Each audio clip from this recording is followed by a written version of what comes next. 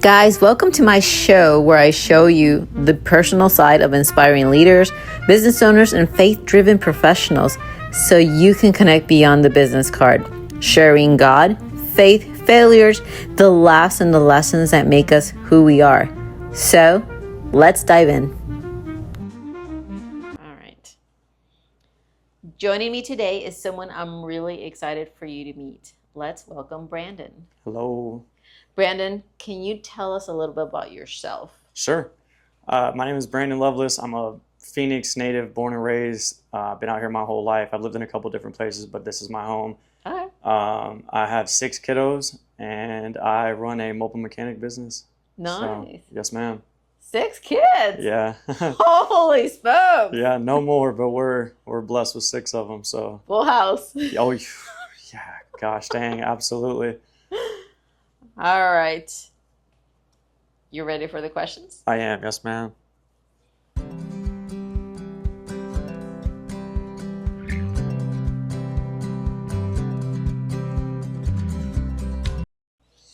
What is the best piece of advice you've ever received?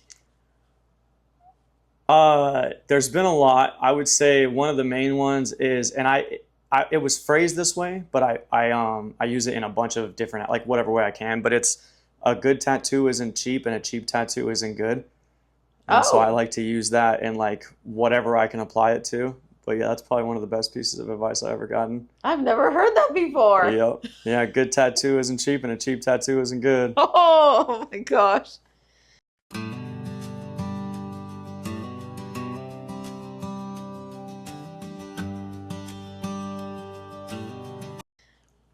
How do you define a meaningful relationship? Business or personal or both or? Both, I guess, or Sure. Whatever relationship you want to. And how do I define it? What was the question? I'm sorry. How do you define a meaningful relationship? Meaningful. Let's do both. Do both. I think meaningful, like personal, just means like really, and this is probably a good characteristic of both, but just caring, genuinely caring, like caring if the other party is being taken care of and compensated, whether that be professionally or like personally. And I think that like just making sure that you're being considerate of that other person's wants, interests, and needs. Yeah. So.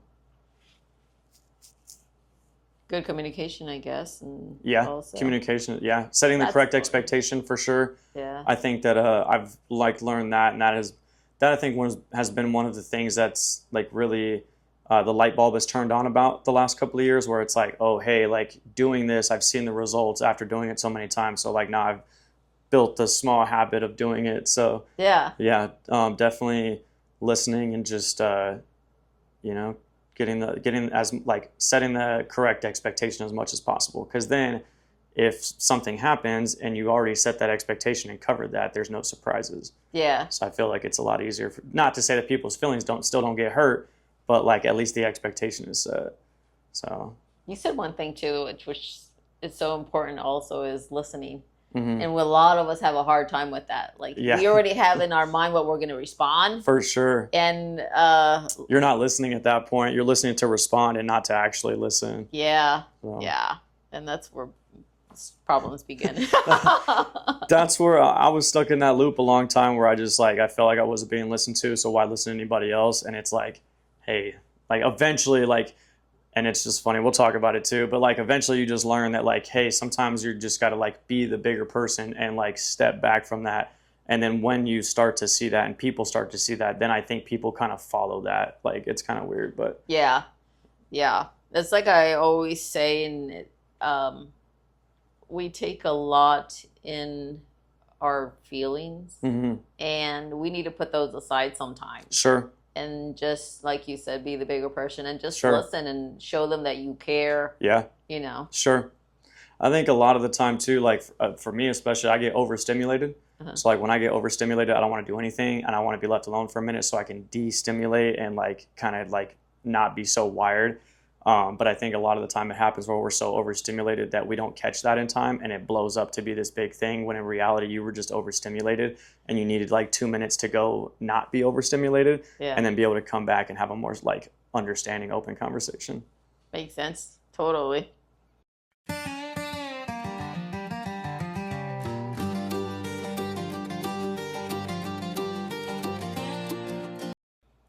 So what is something on your bucket list that you haven't done yet? I don't think I don't really have a bucket list, to be honest. I know that's gonna sound corny or cheesy or whatever, but I just truly don't have a bucket list. I think that I'm scared of water. Like I'm scared of like not being able to see the bottom of whatever I'm swimming in. So like, yeah, I don't Really? want to go on a boat or like a yacht. I don't want to travel or anything like that. I've been on a plane 2 times in my life and I'll never do it again. I don't like flying. Oh man. Yeah, I'm a ground person. I grew up on a farm, so like I grew up with farm animals and like stuff like that. So I'm very like outdoorsy, but I don't want to be up in the air. Like I'll jump and that's about as high as I'll get off the ground. Yeah. But yeah, I mean, other than that, I don't know. I mean, I think there's some things I would like. Yeah, I don't know. I don't think there's really anything I'd like to try. I think there's some things would be cool, like some. I don't know if that makes sense, but like, there's not anything I'm like dying for. To do. Yeah, there's not. Yeah, I don't think there's really anything like that. Yeah. So Like, sorry to give it such a boring answer. so what is one thing that you would be maybe like to do that you think it would be cool to do? I want to go fish on like. I know this is gonna sound super corny as well, I guess, but like I want to go fish on a good like a big bass lake. I want to go fish on like a super big bass lake and just go do something like that. Like I think that'd be fun. Or like go like hunt like big game like bear or elk or something like that. I think that'd be cool too. Oh yeah. Yeah. So, yeah. Or like build race cars or something like that. You know, just like Yeah. something that, like something that would just take like if I had a lot of money, I would just do it because it would become like a hobby almost. I think that's like what I would do. Yeah. So They could be doable though. yeah, for Oh sure. my god. Yeah, I'm working on it. For sure.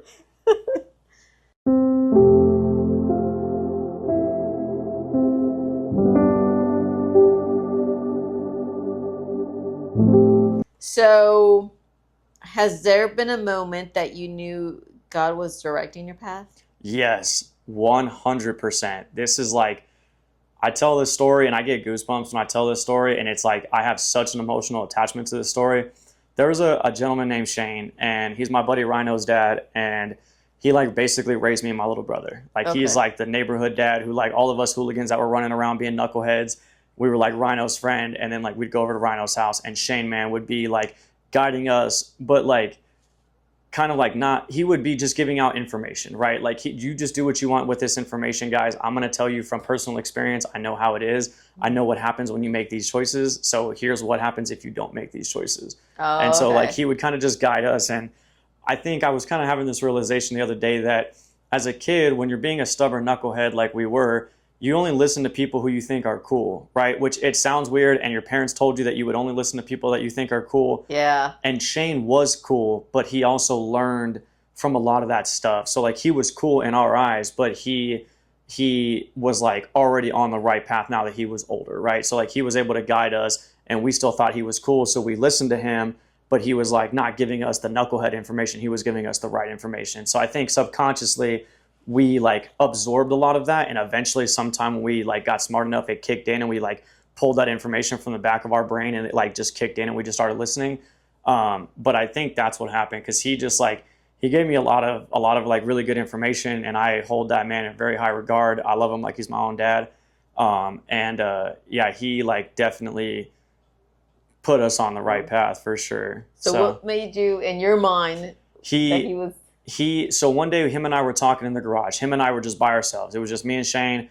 We were in the garage, we were hanging out, and we were talking about God. And he was just giving me information, talking about scripture. We were like, at the time I was very black and white. I'm like, dude, it either happened or it didn't happen. And you got to show me proof. Cause if it ain't proof, like if God ain't standing right in front of me, telling me, and you know what I mean? I was that person. Yeah. And so like at that time I was like, dude, if you can't show me, I don't believe it. But he was just talking to me, and that's what he did. He would talk to me. He would share scripture with me. He would like just do what he knew, like that's what you're supposed to do when you're really like in your Bible like that. Like you just teach people and you talk to people, and that's just what you do. Mm-hmm. And so that's what he did with me. And we used to have hours. I'm talking like I would sit there for 4 to 6 hours, and it would be like very passionate, very like almost some people would be like, why are you guys yelling? And it's like, we're not yelling. We're just very passionate. Wow. And so, yeah, I give him all the credit. He's probably the main person why I like believe in God so much now. And so we had that conversation, and I went home. I got on the bus. I was at 51st Avenue in Glendale at the Planet Fitness. I'll never forget this. I can tell you every detail, what the air smelled like, what was on the ground next to me. I could tell you everything, Let's dude. hear it. I was waiting at the Planet Fitness for the bus to come. I was waiting there, and this guy just like walks out of the door. I'm sitting on the ground like to the right. He walks out of the door and just like turns right and beelines it straight towards me, dude. Like straight towards me. And he's like, hey bro, what's your name? And we just start talking like a couple of seconds, and he's like, I don't know, man, like something just like came over here, and or he's like, something just came over me and told me to like go outside and just like talk to the first person I see about God. And just like, dude, it gets me emotional because I was like, it scares the crap out of me till this day. I get like, I just don't even believe that it was real, but it was so real to like not deny it, if that makes sense. Yeah. And what happened is I know people aren't going to take this seriously, verbatim. I'm telling you, Noelia, like verbatim, word for word, he said everything that my pops had just said previously during our 4-hour conversation previously at his house. That dude, like, it was like a short like piece of the conversation that me and Shane had, but that short piece of conversation that we had, he took that and like that dude said that word. There was not a breath of difference. There wasn't a comma difference. There wasn't a pause. I'm talking, it was like word for word, dude. And it scared the crap out of me. And so like, I'm like, and in my brain, I'm young. I'm early 20s, dude. Like I'm young. And I still didn't believe in God. And I'm like telling him like, and Shane had told me when I left, he's like, dude, he prayed. He was like, God, if you're real, like show yourself to Brandon, like, you know, on the way home or whatever. And like, that's what scared me so bad. And I think it scared me because I was like, whoa, like I was so much of a non-believer that like in my heart and in my little like kid brain and in my like young adult brain, I was like mind blown. I didn't believe it and I didn't want to believe it. And it was just like this whole thing of just like, I was so scared, but I knew like in my heart and in my brain, I'm like, all right, you're real. And like, nah, I got to like start taking this a little bit more serious. And so like, it still took a little bit of time and like, it still took a little bit of stuff. Yeah. And then about a couple years later, I went to go buy this drill from this lady, and I think about it now, and I don't think it was about the drill. I truly think it was about the other piece of advice that she gave me, which I was struggling with this piece of advice or the tattoo advice that I gave you when you asked me about that question. And she said, she's like, Brandon, we were talking, I went to buy the drill, and she said, Brandon, because I was telling her, she's like, do you have a relationship with, like, do you have a religion? Are you religious or whatever? We were talking about like Christianity and stuff. And I was like, no, I don't like really want to get into it. And she brought it. She asked me about it. Sorry. So she asked me, she's like, are you religious? Like, do you have a relationship with God? And I was like, I'm working on it, but like, I don't really like the religion part of it. Mm-hmm. And she said, Brandon, the best advice I could ever give you is don't find a religion with God, find a relationship with God.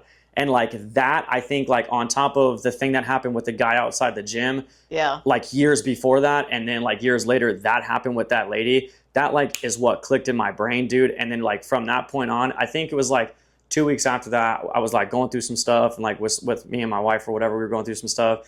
And it was just like, I broke down like hard, like probably the hardest I've ever broke down in my whole life. And I just cried to God and I was like, dude, like if you're real, like just, you know, take my life and just like do with whatever like you feel is necessary or like whatever the plan is, like I'm good with it. I'm big on like I don't ask God for favors. I don't ask him for like anything indirectly. I just tell him like, I'm cool with whatever path you got me on. Just stay with me. You know what I mean? Like just be with me, walk with me on this path that you got me on. Like don't ever leave my side. And so for me, I'm willing to go through like whatever trials, whatever fire that we go through. Like I'm cool with all of it. I don't have no problem with it. But just like, I just ask him to like never leave my side. And so like from that point on, like I'm still like, I don't really understand a lot of the Bible. And like, that's, I think the other side of it for me that I have such a hard time with is like, I know that God's real. I know that Jesus like died for our sins. I believe that. There is no doubt in my brain. And like, I'm very black and white. So for me to like believe that, it tells you a lot of like, if you know me, that's like a big step in for me as a person. Right. And so, it's one of those things that like, I just like, I believe it, but I have a hard time reading the Bible because I don't really understand. And I think about it from like, this is like my scientific brain, like part of my brain kicking in where it's like, well, it was written in like how many different languages and how do you even interpret those languages now? And like these words don't really mean what they meant back then. And so like, that's where my brain starts to like ask questions, right? But then I have to like revert back and just think like, well, this is the word of God and like, this is just what it is. So you just have to believe that because like, this is what it is. And I've already been shown via the thing outside the gym and the interaction with the one lady that like, you're real. So if you're already real and I know you're real, why wouldn't I believe the words of the Bible? You know what I mean? So like I try to correlate those things together and try to put those things together to remind myself in those times of like question asking and things like that of like, well, like, and I have to put my Bible down sometimes to be like, all right, let me give myself a break. Let me like go pray on it. Let me go do something else to take my mind off of it. And then I'll come back later and like get into another reading session or something like that. But it's hard. I think for me, like as a new walker with Christ, I guess like on my new journey, I think that's probably my hardest thing is like putting time in with my Bible. Yeah. So for a lot of people, I think they have a hard time. I had a hard time in the beginning. Really? Same thing, reading the Bible because I couldn't understand. Same thing. We all try to understand it. Yeah. I read the Bible hours now in the morning, really, at night, and I can't put it down. So, and I'll that's give awesome. I'll give you a little bit of. So I read King James. Okay. King James Version. Interesting. That's my favorite. That's what I would like to read. Yeah. I'll teach you a couple of things. Sure. I love that. I appreciate that. That's the only one I'll read now. Like that's the only one I understand now. Okay. So with the Bible, we're not meant to understand the Bible. I've heard that. I have heard that.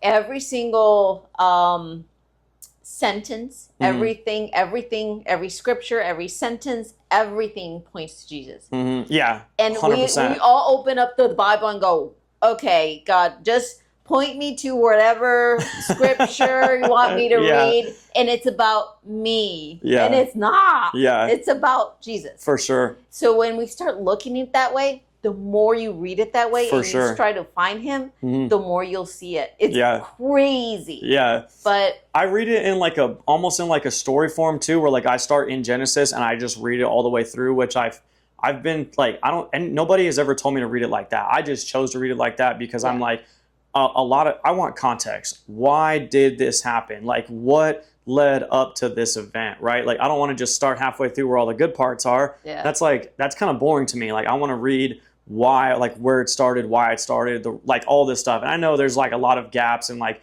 or there's just a lot of things that are unexplained for whatever, like mysterious reasons for, whatever. But I think for me, that's like the hardest part is like going to actually read the Bible. But I firmly believe, and I know like in my heart, there is no doubt that like, I know Jesus died on the cross for our sins. I know that like, and that was like, man, dude, I was having a real hard time the other day. I was in my truck and I was just like having a hard, just life beating on me, like, just like kicking us in the teeth sometimes. And I like pulled over, man. I was crying. Dude. I was just having a hard time. And I was like, why am I good enough? Like, why? And it was just like, I had to like think back out of like all the videos I've seen on like, I follow a lot of like pastors and stuff like that on Facebook just to like try to still obtain some type of content, if that makes sense. Mm-hmm. And so I was like, well, I'm not good enough and I was never good enough, but I'm only good enough because Jesus gave his life and like God gave his only son for us. And so like when I think about it like that, it does help me come back to like the realization of like why I am now good enough is because I believe that and he did that and now I am good enough. Yep. So like that for me, I think is huge. Like that, like when I'm in my moments of crisis or like when I'm having my moments of doubt, I think about that and I'm like, man, I know I don't think I'm good enough, but God said I'm good enough, and he said I'm good enough, and that's why he gave his only son, to say that I'm good enough. Yes. So that's exactly how we're supposed to see the Bible. Yeah. How we're supposed to read it. Hebrews 10:14, you're perfected. Really? Righteous, yes. That's crazy. Exactly what it says. That's you crazy. Are I didn't know enough. that. Yeah. See? That's crazy. I didn't know that. That's exactly it. And that's exactly how we're supposed to read the Bible. Yeah. Just like that, because it is about him, not us. Right. Yeah. Yeah, that's crazy. That's so crazy. But, yep. So, let's continue with the conversation. Heck yeah. What were you before Christ, and what changed when he got a hold of you? I was a knucklehead, and to put it in a very like podcast friendly language, an absolute knucklehead. Just like didn't listen to my mom, caused a lot of issues. Just like thought I knew everything at 16. Which is a very common thing I'm now learning. Yeah. We all thought we knew everything at 16 and 18. And, even now I still think I know quite a bit. And then every day I learn that I don't. But yeah, I mean, I also was hurt a lot. Like my dad died when I was 7. And so my mom was like on drugs for a long time. God bless her. She's been clean for a really long time now. And I'm very proud of her. And we work on building our relationship, but it's still really rocky. Like, cause for a long time, like, I don't like the word victim, and like I don't like that word. I feel like it's very like diminishing and very. I just don't like that because something did happen to you, right? Like if something happened to you, something did really happen to you. And so like as a kid, for me, when my dad passed and like my mom got on, they were already doing drugs and stuff. But like my dad, and I was like, me and my dad were like peas in pods. Like that was my best friend of like the universe. And so we walked in on him like, and he was already passed away unfortunately in his trailer. And when I was young, like I said, I was 7, so like it was just a really traumatizing experience. And I think I carried like that weight of it for a long time. Maybe not. I don't ever think I felt like it was my fault. I thank God I didn't ever have that feeling, because I know some people like carry that burden. Yeah. And I don't ever think I had that, which I'm very thankful for. But that was my best friend, dude. And so like when he died, it was just kind of like, like where do I go in the world, or like what do I do, Yeah. And so I was just like roaming for a long time. I was a little kid who was hurt, and I think I carried that hurt for a really long time, and just was an absolute knucklehead and was angry all the time. Like, and so it became one of those things too, where like I was 13 and me and my mom, that was like the first time we had like a first physical like altercation and stuff. And so then like it became this whole thing where I was just like a knucklehead, just doing a bunch of stuff for years and years and years. And it like took a lot of time, just like, and I think like my kids, which I know a lot of parents say, like when you're a knucklehead, like kids save your life. And mine for sure did. Like all my girls, my boys, like they for sure turned me around, and I'm so thankful for them. And it's hard raising a lot of kids, but like, man, when I go home and I look at them when they're sleeping, or like when I walk through the door and every single one of them scream dad, like it is the best feeling in the whole world. And I know it's cheesy, but I literally wouldn't trade it for anything else. There's nothing I wouldn't trade it. There's nothing I would trade it for, excuse me. But yeah, so like I think I carried that hurt for a long time, and just like me and my mom had a really rocky relationship. And so I just didn't like God, or like not that I didn't like God, I just didn't believe in him. Like that was my big thing. I just didn't believe. Like I was so black and white, and it's like, show me. If you can't show me, you're not real. I don't believe it. And so then it was just like, I just went through life like not believing, and just like being a knucklehead. And like God was like, okay, you're going to learn the hard way. And so like I did, and I'll argue with a fence post. So like I can argue with just about anybody about anything. And so for me, it just, it became one of those things where I just was like doing all the wrong things. And so I finally, like after years, literally years of being like doing the same thing over and over again, expecting a different result, and just like listening to a bunch of people. And I think a lot of people like gave me good advice, and it like eventually stuck with me. Like it stuck with me, but I just shoved it to the back of my brain where I just didn't want to like listen to it. Yeah. And then like slowly I would like have a situation happen and be like, dang, that piece of advice like would have come in handy if I would have just listened to what that person said, So then when that happened about 10 or 15 times, I was like, okay, like what other advice have I learned in my life that I could apply that like would maybe keep me out of situations, And like something else too is like, it's going to sound silly, but again, this is something that you can apply to like different concepts, right? And it's somebody told me one time, how do you not do life in prison? You don't do things that are going to get you life in prison. So like, how do you not, go to jail? You do things that don't get you to go to jail, right? Like you obey the law, like you do things that are what you're supposed to be doing, right? Like how do you live healthier? How do you like have a better relationship with God? Well, you read the Bible, or you like, do things, or like how do you be healthier? You go to the gym, or you eat right, or, just like all these things. Like, it's just like, and then I think too, a lot of it was like, I started watching videos of like what I believe in my own brain, right? Because like my opinion is the only one that matters to me. Like I don't care about what other people think. What matters to me is I didn't really know what a man was for a long time, and so like I didn't have the guidance, right? Like my dad wasn't around. Like I didn't really have any role models. My grandfather taught me how to work hard, but he didn't really teach me like how to be a man, And so like as I got older, I started to watch like, even in I think it happened within the recent years. Honestly, like I'm 31, and I truly like to be very vulnerable and honest. Like I think it only happened within the last few years from listening to people that I think are real men. And so like I'm very traditionally raised. I have traditional values. I think that like the wife should stay home and take care of the kids, because it is equally as hard, if not harder, to be a stay-at-home mom and take care of all them babies, make sure they're nurtured and cared for and all that stuff. I can go to work and turn wrenches all day, every day. That's easy. That's easy work. If my wife leaves me at home with them kids for 6 hours, dude, or long enough time, it's not good. Like they are running around doing their thing. And don't get me wrong. All my kids, they love us and they respect us, right? But like as a dad, we know our responsibilities. We know that it's our job to go outside and bust our hump and make sure that everybody at the house is taken care of and comfortable. Like that is, I believe that personally. I would work myself to death to make sure that they're taken care of. And I believe that. So I think like once I started watching a lot of videos of guys explaining that and just like reassuring me that that's what I believe a man is, I think that like it really kicked me into overdrive, and it was just like, okay.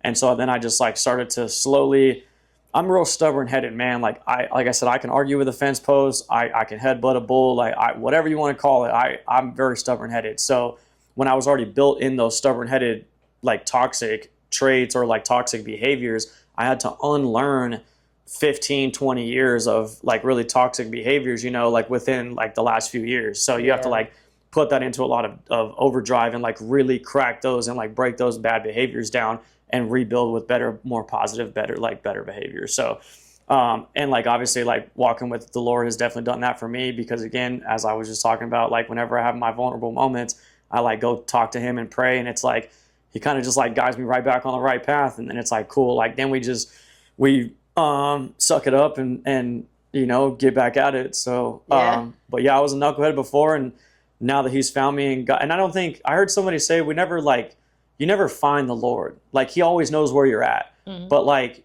you don't, like a lot of people just haven't opened the door for him. Like, cause he's been knocking the whole time, and you're just not listening. You're just like ignoring the doorbell. You're like, he's sitting here doing this, like trying to wake you up, and you're just like, da da da da da da da, like, okay, you know, like I don't hear it or I don't see it. Like, and it's kind of like, okay, sometimes it takes people, like, again, I'm hard headed. So it took like a real punch to the mouth for me to like, you know, see that. And like, but once it did, I'm like an elephant. It'll stick forever. Yeah. So I'll never forget it. So for me, that's what happened. That's so true. Usually he lets things happen. We go through our I firmly believe that moments. Yes. Trials and tribulations. I firmly believe that. Rock bottom as can be. Absolutely. And it's like, okay, are you done? Yeah. Are you done throwing a fit? Yeah. He's like, you're like a toddler to God. He's like, are you done? Like, you could have had the snack you wanted. You could have had whatever you wanted if you'd have just listened to what I've been trying to tell you the whole time, you knucklehead. Yeah. And so, unfortunately, it took me a little longer than some people, but I'm glad I eventually opened the door for him. So. Well, it takes a lot of people a long time too. Yeah, for sure. I've seen some people that still haven't opened the door, unfortunately. Oh yeah. So. 80 years old or 70 years old. And, yep. That's right. Yeah. Good luck to you. Yeah.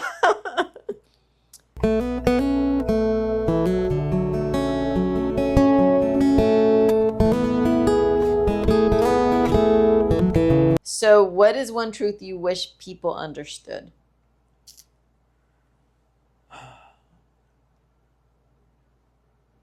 Actions affect people more than people would like to give credit for.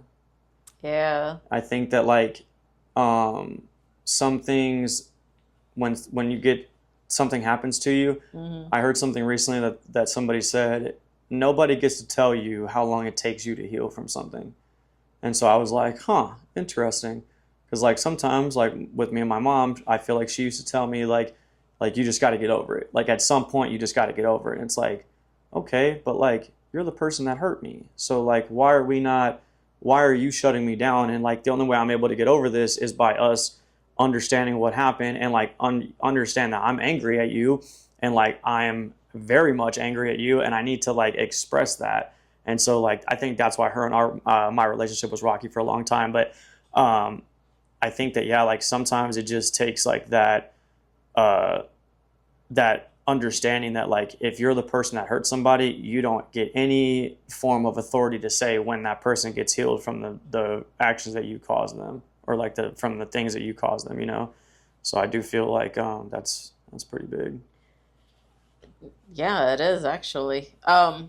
There's times, and I went through a situation kind of similar to that, and I've learned that the only way you can heal is through God, because He's a healer. For sure. He's a healer. Absolutely. Another thing also, and here's what the Bible teaches us, which is Jeremiah 17 verse 9. Okay. The heart is deceitful, wicked as can be, for sure. Desperately wicked above all things. And it's like, okay, if it's desperately wicked above all things, that means it's above serial killers, above everything. Right. Everything that's evil. Right. So if I'm not going to trust that serial killer, why am I trusting her? So when it's saying you're angry, Right. you're sad, it's kind of deceitful there. For sure. So, and we're holding on, we're believing it. Yeah. We're holding on to it when God is telling us to let it hello. go. Yeah, Yes. for sure. And we don't. Yep.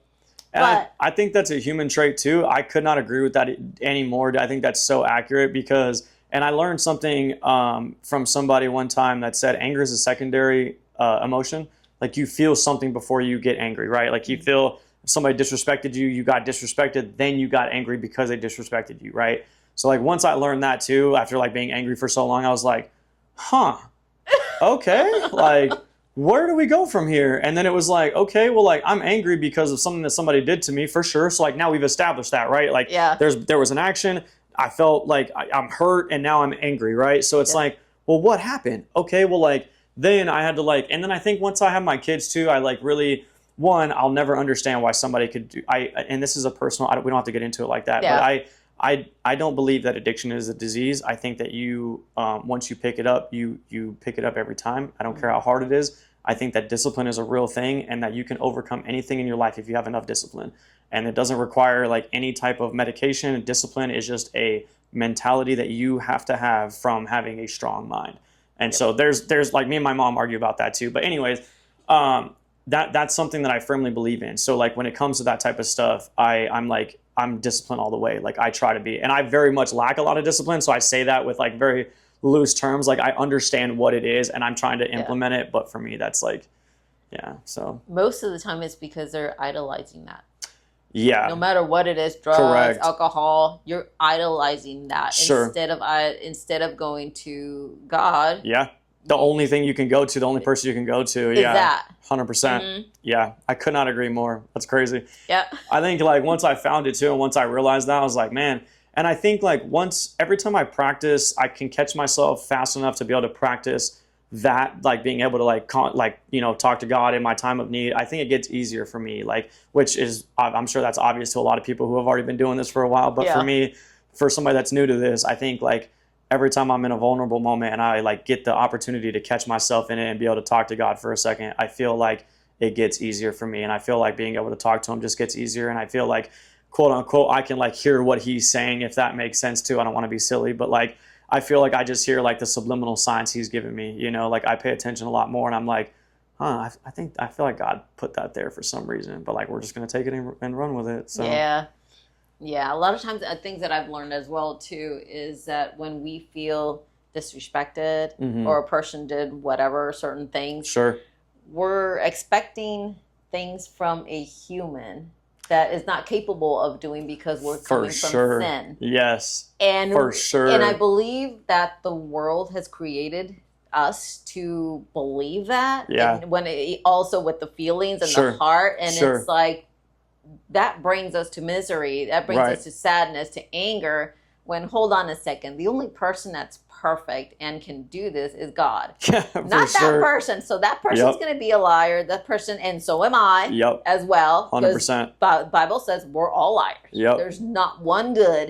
So why we're all am the same I boat. expecting something, Then you kind of think about it and change things a little bit. Yeah, You're you do. It change. Yeah, when you let it change your mentality, I do believe it does. I truly believe that once you realize it and you accept it and you like open it and you can like really hold on to that, I think it does. Because I was angry at my mom for a long time, and I think that like parts of me are still angry because like I think that like parts of me, like the part of me that's still a kid in my heart is like, damn, like that was my mom, and so like how could a mom do that to her kids, and so like I think there's a lot of resentment and a lot of like anger about that, which I'm trying to like work on and work through, and that's why her and I have conversations. But then it gets so passionate and we both start talking a little bit aggressive that like it can't be a conversation for very long. It has been a lot long. Like we've been having longer conversations recently, and I'm so happy about that. Truthfully, I really am. Yeah. Because like if anybody knows me, everybody knows like me and my mom have the rockiest of relationships. So like the fact that we can now hold a longer conversation like really does mean a lot to me, and I like really cherish that time. So yeah, totally. Yeah, it's nice. Yeah.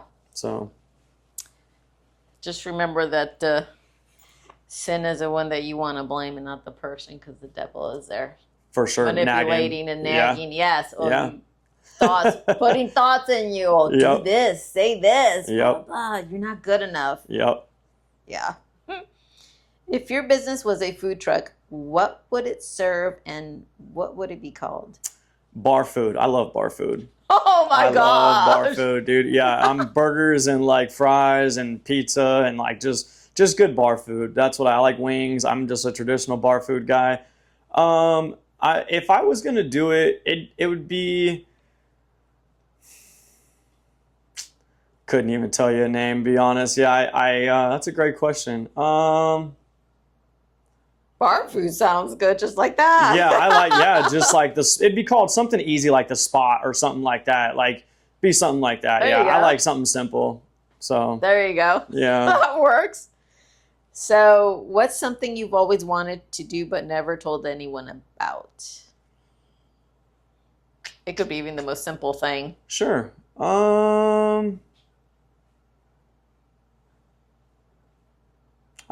I don't really think that's like a bucket list kind of question too. I don't really think I have anything, because I don't know. I'm pretty vocal. So like if I want to do something, like somebody's gonna know about it. I'm gonna tell somebody.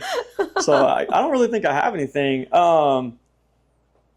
I don't know. I mean, I don't think I've ever told anybody this, but I just want to, like, if I could, I would go. I would travel the country on horseback. That's what I would do. Ooh, yeah. I would like to do something like that. That would be cool. Yeah.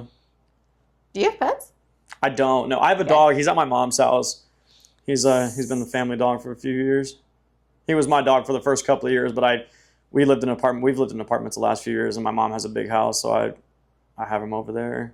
So I'd say if you had a pet here and that pet could talk, what's one thing he would expose about you?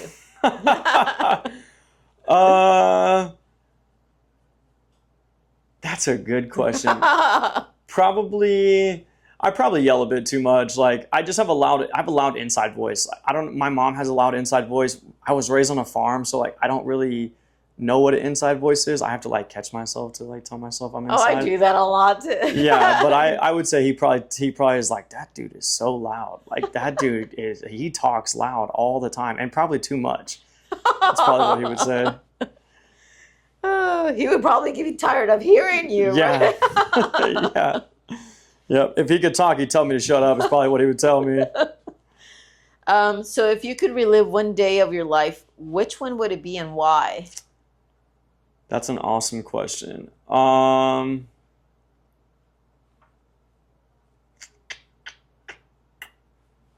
that's an awesome question. Probably like a cool moment as a kid, just like riding horses or doing something like that. Like just being a kid again, like anytime being a kid, like just thinking about it now, like back in the early 2000s, people who watch this who are older are going to think I'm crazy. I was a kid in the early 2000s. So like I know that sounds crazy. People might've been hanging out or working or partying or whatever, but I was a kid in the early 2000s. So I collected like Pokemon cards and like Yu-Gi-Oh cards and just like hung out and was a kid. Like you know what, actually, you know what day I would go back to? I'm so glad this actually, I don't know why this popped into my brain, but it did. The first day I learned how to ride a bike. I don't know if anybody ever remembers how they learned how to ride a bike. Yeah. I remember how I learned how to ride a bike. And I was in my grandfather's driveway. They had so we lived down the dirt road on 99th and Southern, like right at 99th and Southern. It like curves, I think west to go like to 115th and Southern by the Circle K by PIR. But at 99th, there's a dirt road that you can go down. I lived at the second to last house at that end of that dirt road, and my aunt and uncle lived at the very last house. Now it's Tres Rios. They built Tres Rios all down there and stuff like that. But before that, I was a kid. When I lived out there was a bunch of cornfields. And so I used to run around the cornfields and stuff like that. But in my grandparents' yard on our property, we had 2 acres. So their driveway was a long, like probably like 200-foot long dirt road driveway.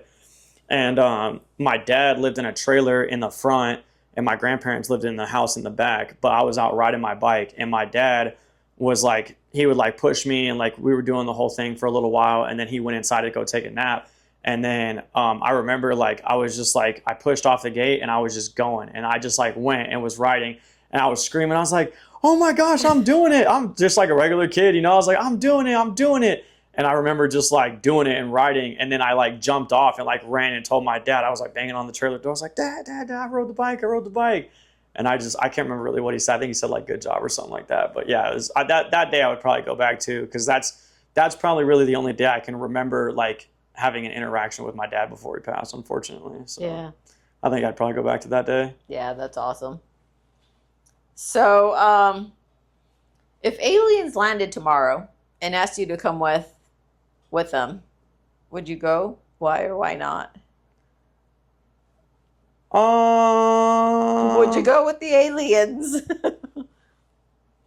Maybe. I think I probably would. It just depends on like how they come ask me, you know, like. Oh hell no. I think I would. I don't know. I might. I think curiosity kills the cat with me on that. Like I would want to know like the what's out there kind of thing, you know, because like obviously I believe in God. So like if they did calm down, and now I'm like really interested in like the conflicting, you know, topics. So now it's like, okay, well, let's go see what's out there. So I think I would go for a little bit. I would ask them to bring me back, but I think I would go for a little bit. You think they'd bring you back though? Yeah, if they didn't, well, we got to go Mission Impossible and hijack the UFO to get back. But yeah. So if you could pick one animal to run your business, what animal would it be? I would pick a horse. Okay. Yeah, I would pick a horse. They're probably, in my opinion, they're like the most amazing animals on planet Earth. There's not another animal on planet Earth that I think is like more amazing, more useful, more productive, like just overall like aesthetically pleasing to the eyes. Like I just think horses are awesome. Oh, they're beautiful. So yeah, they're beautiful. I have a kind of a story. My wife laughs at this story, but I had a Mustang. My grandfather had a Mustang when I was a kid, and that's how I learned to ride. And I remember one time, like, it's gonna sound like a dream, and I think I don't know what happened, but I woke up and like nobody was in the house. I woke up, it was like fog outside, like nobody was in the house. I checked my grandparents' room, nobody's in the beds. Like my brother's not in his top bunk or on the bottom bunk bed. Like nobody's in the house. I go outside and I'm like freaking out. I'm like having like just a real bad anxiety attack. I'm little kid, dude, like little, maybe like 10 years old, maybe. And I walk outside, and out our back door, if you like walk out, you walk down the concrete slab, and like maybe 10 feet to the right is like our stalls for the horses. Well, my Mustang Two Socks, he was like standing right there, like face, like nose at the gate. And I don't know what happened. I don't know why, but I walk up to him, and he tells me I don't know if he spoke with his mouth, but I know like what I heard him say was, go back in the house, everything's going to be fine.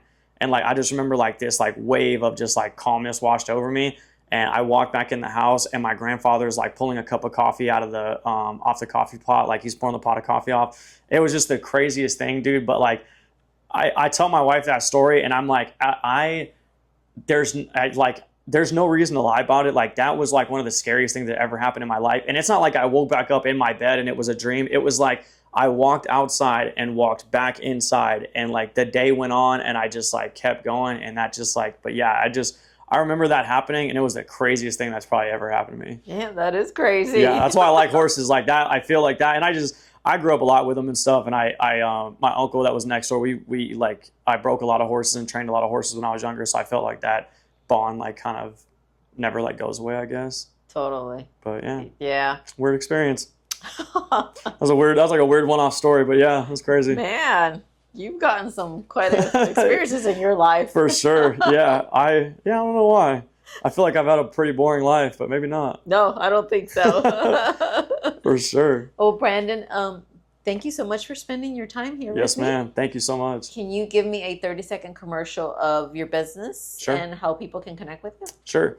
So my name is Brandon Loveless. I'm the owner and operator of Phoenix Precision Auto. We're a mobile mechanic business, and we service all of Arizona. If you're willing to pay the travel fee, I will go anywhere that you ask me to.